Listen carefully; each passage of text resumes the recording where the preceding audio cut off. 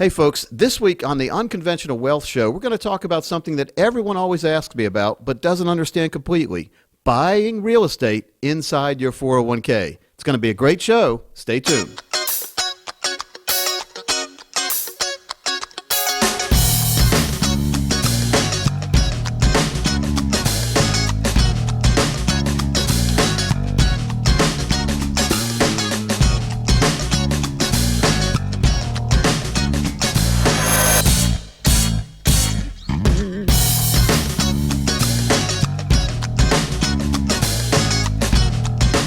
Welcome to the show. Again, I'm Coach Pete DeRuda, your co-host on the show, but the guy with the plan is Mr. Mike Conwin. Mike, welcome in. Hey, thanks, Coach. Thanks for having me. Yeah. Now, this is an exciting topic to me because, I'm an investment advisor. Yep. I've been doing this for 23 years, and every now and then, matter of fact, almost every week, somebody asks me, can I invest in real estate inside my 401k? And the answer is yes, isn't it? Absolutely. It's become much easier in the last couple of years, whether it be a 401k or an IRA plan, and we'll talk about that a little bit today. Okay, so let's talk about, now, if you're just joining us on the show, we have some real good topics. You can always go back and watch other shows that we've done in the past.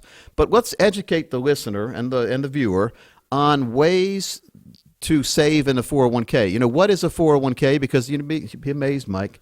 About 70% of Americans aren't saving at all for retirement. That's crazy. And about 90% of those who aren't saving have a 401k they could be saving in. Yeah, and it's so easy. I mean, if you're with any type of company, whether it be small or big anymore, most of them have 401k plans, which are just basically for savings account that come out pre-tax from your paycheck and go typically into mutual funds is where it goes right now. Yeah, and it helps you save for retirement, doesn't it? Absolutely. And you do something called dollar cost averaging. Now, explain to people what dollar cost averaging is and how important that is when you're trying to build for a retirement plan, which could be 20, 30, 40 years of what I call unemployment, otherwise known as retirement. Yeah, and obviously in these last couple of weeks with the market being up and down and crazy, if you're dollar cost averaging, meaning putting money in every month, you don't worry about the ups and downs of the market. You just do it over 30 years, and over the long term, we all know that the market's going up. So it's taking the emotions out of the investing world, Absolutely. Isn't it? And that's what gets more people in trouble, fear and greed. People usually buy when they should sell, Absolutely. or sell when they should buy, or pay attention when they should just ignore.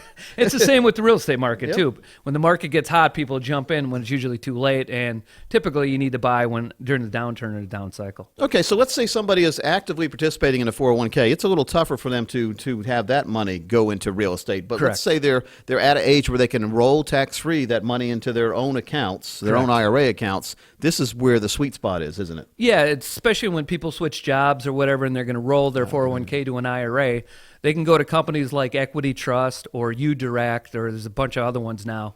And within those IRA companies, as custodians, they'll allow you to hold individual real estate. And that could be single-family homes. It could be shares in mobile home parks, apartment communities, whatever it may be. And you call that an unconventional plan? Is that what you call that? Absolutely. Okay, why is that an unconventional plan? Well, I think everybody thinks normally that you just have to go into mutual funds. And again, I'm an advocate of that. I think people need to do that with their 401k, and especially if there's a company match, as you've talked about quite a bit. Right. But a lot of people like to touch and feel their investments, and especially with single-family homes, which we'll talk about real quick, it's a great way to build wealth in addition to the stock market. Okay, so let's say someone is watching. They have $500,000 and they've got it in their own 401k right now, and they've just either retired or they've left a job, either by choice or not. Correct. That money now is portable. Correct. They can roll that. Again, that's where people make mistakes too, but they should roll it into a special IRA, and then they start investing in real estate. Okay, what's a good rule of thumb about if somebody says, you just don't ride down the street and buy the first house you see, right? Exactly. Is there a rule of thumb about what the cost of the house should be and how many houses you should buy to begin with? Yeah, I think obviously, real estate, as we've talked about in past shows, is you make your money at the purchase. So you need to be careful where you are in the cycle. You really need to get to know an area to understand where you're buying. Hopefully there's future appreciation involved. But typically you're going to buy anywhere from 1 to 10 houses, and you want to be in that house price range somewhere between 100 and 200,000. And the reason I say that is rents can only go so high, and you want to make sure that these houses cash flow. Yeah, so you're looking for cash flow. So how much should you put down if you're buying those? Let's say you do 10 houses and you're trying to figure out how much you have to put down. How much should you put down on a house? Well, it used to be easier pre 2008, 2009 that Yep. you could only put down 5%. But typically now they're going to make you put anything over 4 houses, they're going to make you put 20% down, which I think is reasonable anyway. It Yep. was always the reasonable thing to put down on a house. But that should cover you during any downturns as well. Well, if you can't afford to put 20% down, maybe you can't afford to be investing, right? Absolutely. And so what about these, and now let me get off tangent a little bit Sure. here, and then we'll go back to that. What about these commercials I hear where they say no money down, use other people's money? Is that a gimmick? I think it is. I've never done that in real estate. Usually there's some strings attached to that. Probably a lot of strings. Yeah. Not to say that it doesn't happen, Right. but it's very rare, and I think it's more guys trying to sell their programs than anything else. So what's the sweet spot when we're investing in real estate inside our IRA, when we're just starting, as far as the value of the houses? What's the minimum and what should be the maximum per house that you think people should look at? Again, I think it's somewhere between 100 and 200, because if you boil that down to, if you put 20% down and you get a mortgage, you're going to be somewhere in the $600 to $900 range. Okay. And again, it depends what area of the country you're in. Obviously, some places are more. Raleigh, the average rent's right around $1,000 for a single-family house that's 20, 30 years old. So you can definitely cash flow those properties. And so to cash flow them, to rent them out, Yep. is it better to have them in the city limit or outside the city limit or all in one area or spread out? I mean, that's like diversification in the financial world is taking what you have and putting in all different kind of investments. But if you do that in a real estate world, you could be driving from one city to the next out in the country trying to manage your properties. Yeah, and it really comes down to the question of, do you want to manage them yourself, or Right. do you want to hire a property management firm to do it? It really depends on your job and how much time you have available. My feeling is that if you're hardworking, you got a typical corporate job that's 60 hours a week now, not 40 anymore, that you're going to want to hire a property management company, pay them to do it. Being a part-time landlord is very difficult. Yeah, especially if you don't know what you're doing, right? Or it's the Exactly. first time. I guess you learn from your mistakes, but that's not a good learning lesson, is it? It's better to pay someone who's learned from mistakes in the past so they do it the right way. Absolutely. And there's, being a landlord's a difficult thing, and we always call it being, firm but fair. And people come up with tons of stories why they're not paying the rent and things like that. And you can't let people slide. Dog ate my rent check. Absolutely, yeah, stuff like that. What's the worst one you've heard, or the funniest one you've heard? As far as excuses? They'll everything. Usually, it's about the grandma that died, or it's the big lottery or accident that they got into that the lawyer's going to, send them $5,000 in 3 months or whatever. So, Folks, most people only have 4 grandmothers at the max, so don't try to use that every single month for 12 months, unless your very parents were true. divorced a lot and spread around. So be very careful on that. Now, when we look at cash flow positive, we have to take some things into account, right? It's not just what you're paying as far as the mortgage. Yeah, correct. It's other things that come up. What should someone write down on a piece of paper as far as the worst case scenarios about what the cost could be? well, obviously you're going to have repairs to a house, especially one that's older. We typically like to do a lot of repairs up front when you buy the house, so Okay. you don't have future issues. And the big issues are roof. And air conditioning, heating unit are the two big ones that you want to take care of. The paint, the carpet, stuff like that, you're going to have to do that every time a resident moves out, but you'll have a security deposit that covers a lot of that stuff. The AC and the heat usually go at the worst time. Exactly. The AC goes out in the middle of the summer, and the heat right in the worst cold day of the year, right? Exactly. So what's the average lifespan for those that you've seen, the AC and the heating units? Between the roof and the AC, both of them are about 15 years. Okay. So if you're going to buy a house and they're in the 12 to 13 year range, you're better off just to get it financed with the mortgage, get them replaced right off the bat so you don't have the problems. So that's one thing where you see a great deal. It seems really too good to be true. It's not sometimes, because let's say it's a 14-year-old house and they haven't Correct. replaced anything yet. Absolutely. How about toilets? How long do toilets last? Toilets, should last at least 15 years as well. Those aren't, with Lowe's and Home Depot and stuff, those aren't an expensive item anymore. Yep. And again, a lot of the other stuff is not a big deal. It's those two big ones that you got to be concerned about. Now, when someone's getting a mortgage for these houses, should they do a 15-year or a 30-year?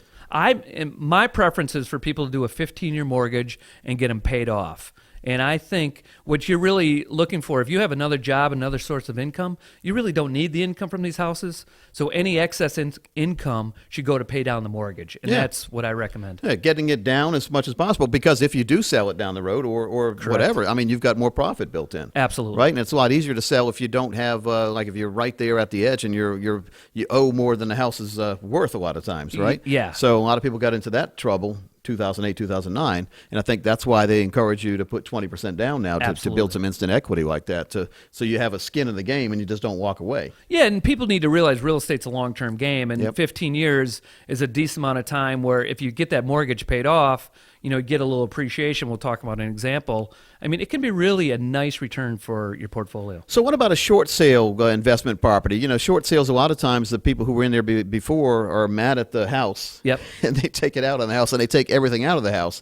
That's a lot more repair. So you need to factor that in, too, for the great deal you're getting, right? Absolutely. And a lot of times that's going to be 15 to 20% of the purchase price. Yep. So if you're buying a $150,000 home, you may have to put 15 to 30 grand in there. And, that needs to be factored into what type of rent you can get. I looked at a real $1 million home Yep. at one time, and it was up for a short sale. Yeah. And walked in. They even took the little light switches, the things on the wall, those $1.99 light switches. They took everything. They took everything out of there. The light bulbs out of the lamps, if they left the lamps, or the lights from the ceiling, and they put holes in the wall. I mean, they were mad at the house. Yeah, they'll take the copper wiring right out of the thing, crazy. to get $50 Crazy. for the copper. It's crazy. Yeah, it's nuts. Okay, so let's do the math here. How do people make profits when they invest in real estate? I think that's why you have that 10 home kind of example, right? It's pretty simple. If you get 10 homes, they're average, say, $125,000 a piece. Over 15 years, you get them paid off. You're probably going to have somewhere around, $250,000 to $400,000 down into it. And so you may not buy them all in the same year. You may buy them in different years. Well, when you find good deals, right? Absolutely. No one should go out right away and say, I'm going to get 10 homes today, because you're going to overpay. Absolutely. You're going to overpay, and they're going to know you want them so bad, right? Exactly. So nonchalantly looking at them and saying, I don't care if I get it or not, making the seller know that you don't care is very important, too. Absolutely. Yep. And so over, say, 2 to 3 years, if you can accumulate 10 homes, Yep. a couple homes a year, you get your feet wet with being the manager or, with a new property management company. But, you think about that, 10 homes is $1,250,000 that you got, clear of any debt. With 2% appreciation, that's going to add another 45 to 50 grand to that amount. You're going to have, $1.75 million bucks, and you're probably going to have $10,000 in cash flow a month coming from those homes. That's nice cash flow. Yeah, absolutely, for retirement, right there, for sure. That's a good salary. So when you get up to, I think maybe somebody could manage themselves so they have like 1 to 5 houses. Correct. But once you get over to the 5, 10, 20, 30 houses, then it makes sense to have a management company. I think, look after that. I think it does. I think it really depends, again, on your time factor. Yep. But a lot of people, they have jobs, they have kids, they have things going on. The last thing you want to do is, take away from family time or whatever. And, typical the call comes at, 2 o'clock in the morning when there's a leak or whatever. So how much is your time worth, it comes down Absolutely. to. And how much is your sleep worth, too, right? Correct. So what are typical management company expenses? Is it per home, or is it negotiated, or is there a typical expense for a management company? It's definitely negotiated. It's anywhere between 6 to 10% of the gross rent. Okay. If you only have a couple homes, they're typically going to charge you more. If you have, less homes, Quantity discount. Absolutely. So do they do everything? They collect the rent, and Yeah. they do everything. They handle the emergency calls. They handle the upkeep and everything. That makes a lot of sense. Absolutely. It should Yep. be, there's a lot of companies out there now, and we've done it in the past too, turnkey investments where either you get a little check at the end of the month or that check goes applied to your mortgage. Yeah, well, that makes a lot of sense. then. Absolutely. All right, so let's look at a story about a former client you wanted to talk about. Yeah, this is, I was in the financial planning business years ago too, and it was interesting. I had a client that worked at the mill up in Wisconsin, never made more than 50 grand a year in his life. And I knew he had money. He was a saver, that type of guy. But he had like a $25,000 IRA with me, and I'm like, I'm just like, Greg, what are you doing with your money? And he said, I've been buying these foreclosures and these beat up little single family homes. He happened to be pretty handy, so he'd fix them Give himself. Yeah, that's good too. Yeah, and Yep. do that stuff. And gradually, he, over a period of about probably 10 years, he basically bought 15 homes, had 12 of them paid off. And at 55, I saw him again, and he's like, I'm going to retire. I got over $1 million bucks with these homes, and I'm going to make 60 grand a year clear in cash flow, more than I ever made at the mill with just 15 I can single family retire homes. and make more than I was making when I was working, Absolutely. right? Yeah, that's not a bad little deal. It was a good lesson for me to learn, Yeah. too. Well, I have a buddy who's a plumber, and so he's a hands-on guy, Yeah. and he does more than just plumbing. He with his hand, he knows how to do everything. Put Yeah. cabinets in, fix everything, AC, all that. So he started accumulating properties at the beach when 2008 and 2009 happened.